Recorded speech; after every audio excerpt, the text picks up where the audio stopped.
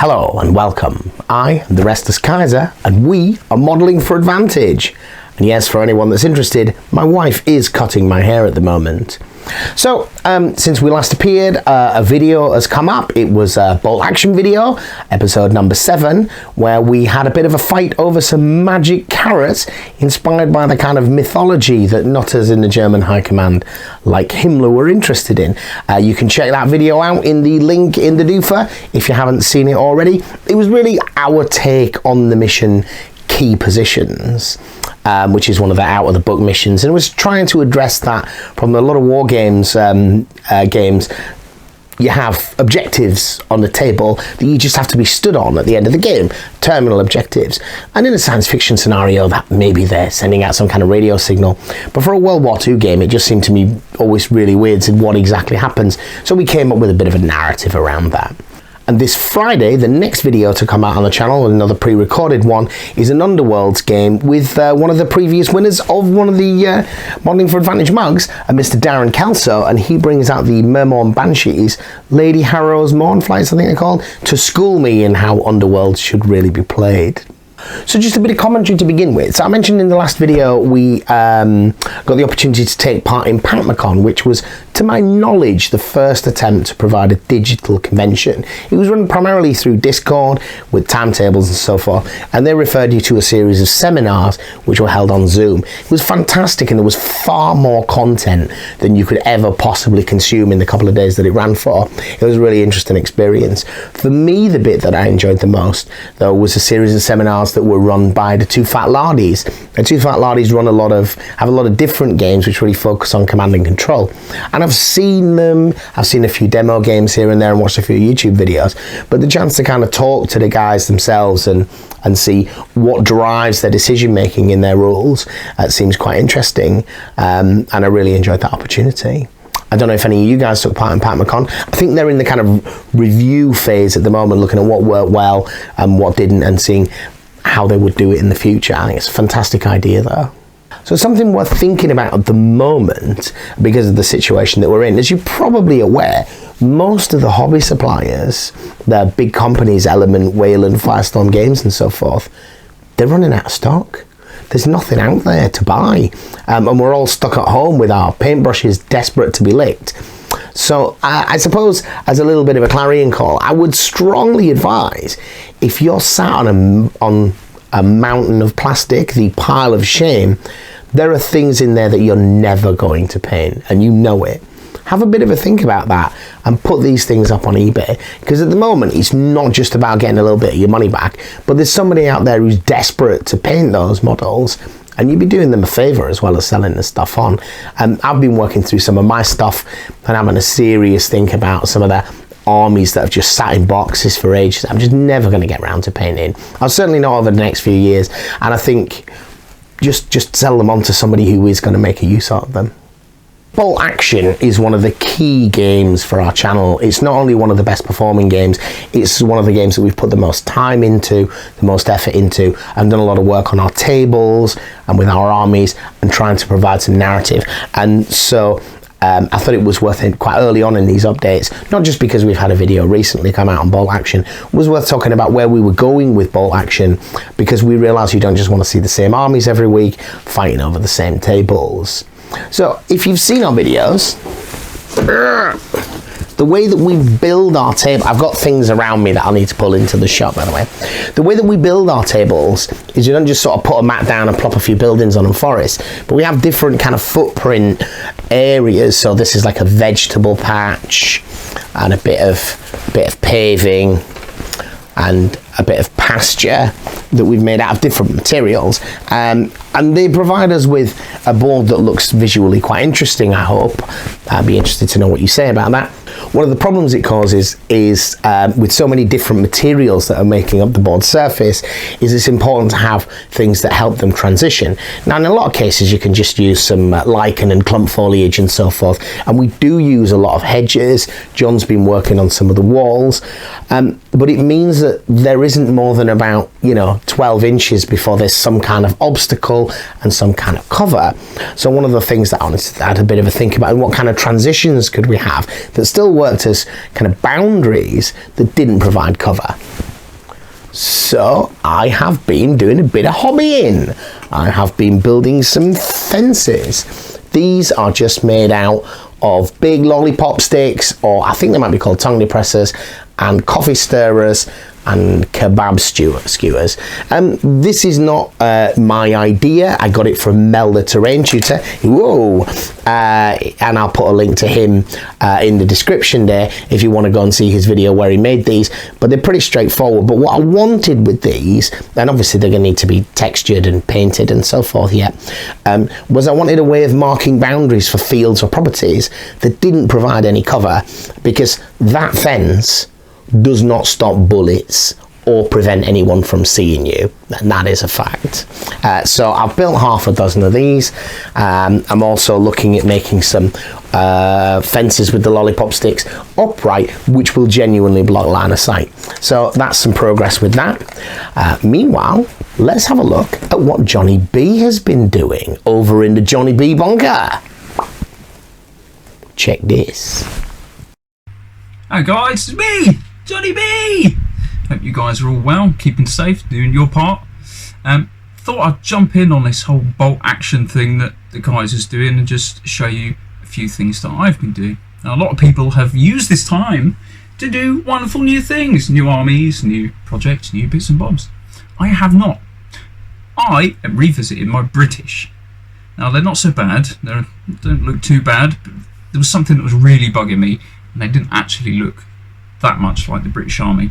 So I've revisited a lot of the infantry sections and small teams and everything else, and done a little bit of repainting, predominantly on the webbing. Bought that in line, plus they all now look a little bit more uniformed, and the helmets as well, which should be green. Now they are. We've also been touching up on the vehicles, giving a little bit of extra weathering to the tanks, and sort of worked. I'll let you decide. But I also wanted to go back to my M8 Greyhound, which I've got as my armoured car. The turret I had to pop off because I wanted to make it an M20 as well. So I've got that so I can swap them over now. I can put the turret on or put the HMG on. Lets me drop 30 points off of the car and gives me a HMG, but also the manoeuvrability of a recce vehicle, which is great. Rearmed some of the sections as well. The SMGs are no more in the rifle sections. Funny that. They've all got rifles because they're rifle sections. That allows me to capitalise on the old rapid fire rule. I've also rebased the LMGs to try and stop me from counting the loader into the rifles. Moving forward, I'd like to do this half track and get a couple of sections of the airborne done. We'll see. Anyway, that's my little update. Catch you guys later. Back to me then. Thanks for that, John. The two armies that I'm looking at the moment, the two armies that I own are German, predominantly late war, which you've seen quite a lot of, and some Russians. And the Russians were quite old and quite tatty, and I've been doing a little bit of repainting, and buying some more tanks to go with them. So I have added a T-34, a T-34-85, and those are Warlord kits. And then I got this nice little T-26, which is actually a Rubicon kit. It was a really nice kit, actually, this. I was quite surprised. And the reason I needed the T-26 was to be able to do some really early war stuff, or even pre-war stuff, with the Japanese. With regards to the infantry, I used a mixture. This mortar, for example, is from the Plastic Soldier Company, and they're not actually particularly nice crew models. It was a cheap way of getting a lot of heavy weapons. But like a lot of these things, you know, when they talk about faces and bases making all the difference, and just putting a little bit of clump foliage on these and mixing up the crew. I like the crude weapons to have a bit more of a diorama feel. And then with the infantry that I've been repainting, in particular, mostly painting the helmets and painting up any scratched areas on the model, because these are old metal black tree models. But I've also been adding some clump foliage to the bases, partly, and quite big bits of clump foliage, partly to remind me that these are the models that have already been looked at again recently and repainted, because probably like a lot of you, I've got quite substantial collections of these and a whole load more under the bed, which I'm never going to need in a game like Bolt Action. So those are the Russians, mine, which I've been doing. And the reason I've been working on my Russians is not just to provide another opponent other than just the British, but also because another guy on the channel, the Blundering Bishop, or Mark, has been doing some work on the Japanese. And fundamentally, we got a very early Japanese tank, which is going to take away and paint quite soon, and some Japanese infantry. Quickly to say on this Japanese Special Naval Landing Force, if you're thinking about buying Japanese, there's 2 plastic infantry kits. There's Imperial Japanese Army or something, and there's this one. Fundamentally, this kit is exactly the same as the other one, only with several extra metal heads and some gas masks and 2 metal figures in addition, and I think it's the same price. So you really want to get this one first, and only the other one if you need more than 32 infantry. I would highly recommend. So how they've come out then is we've started to get some squads together. So again, basing the machine gun teams and the light mortars on the 2-man bases, and I think that's quite important to help you be able to distinguish between when you're counting out the number of rifles that you've got to fire and so forth. I think that's quite good. To show you one of the metal figures, I'll show you this up closer in a still. This is one of the more problematic areas. Plastic models which come in multiple parts, because of the way plastic glue works and it kind of fuses things together, you tend to get fairly seamless joins. Because I'm going to glue these with super glue, and so they don't fuse the same, the joins around the shoulders, because they still had a separate arm piece that plugged in, they're not quite as neat as I would like. Now I've sprayed them up, I can see it's a bit more pronounced than I was hoping for, so I think I'm going to have to go back and look at that.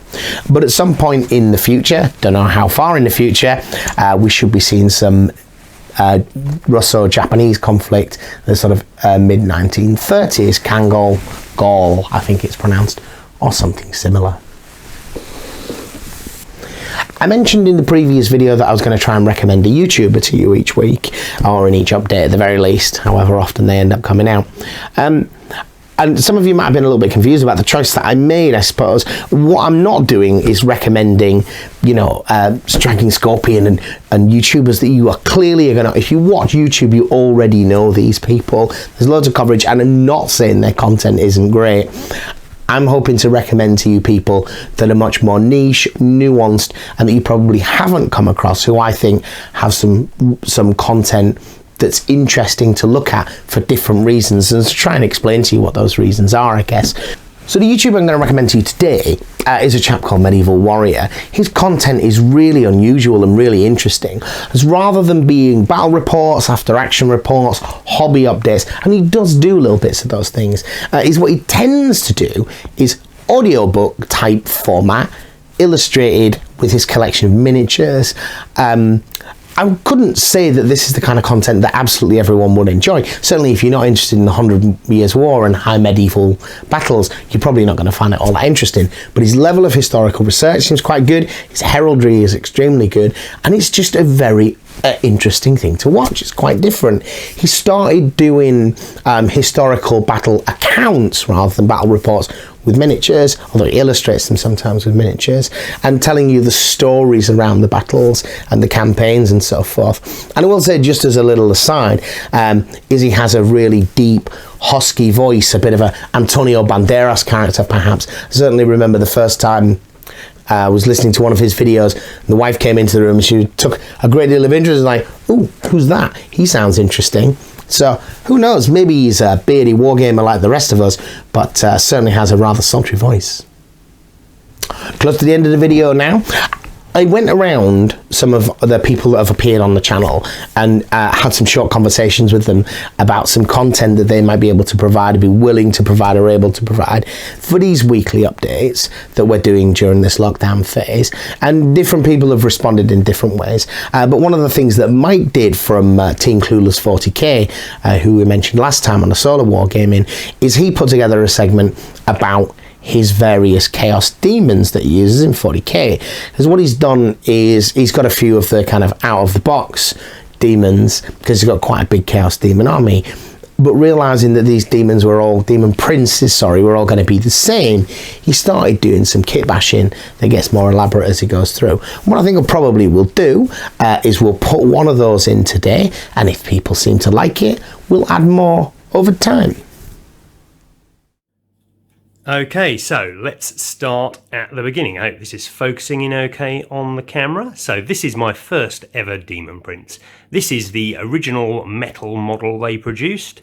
It is one of my favourite ever models, to be honest. I love the sculpting of it, the detail on the back. You see I've got a nice little ultramarine helmet there next to a Necron skull. It's for an older metal model, it's got fabulous detail, fabulous posing as well. It just looks menacing and evil. I painted this up in a scheme so I could use it as basically any of the Chaos Gods, and I still use it today. I love getting it to the field. It's just a great model.